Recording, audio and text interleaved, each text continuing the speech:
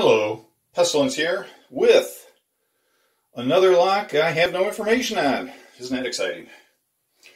Right here. And once again, I believe that it's British made just because of the Mickey Mouse ears. And it came with a key.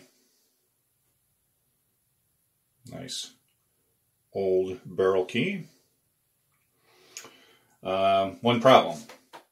Key does not fit.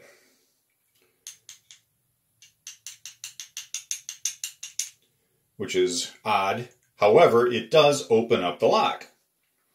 Well, how can that be? Well, it be. This is a trick lock.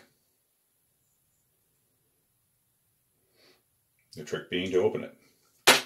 Oop. And there we go.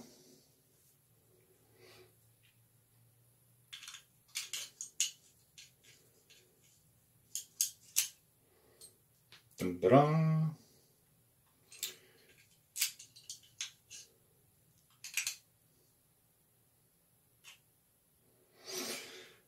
Another one of those nice little locks.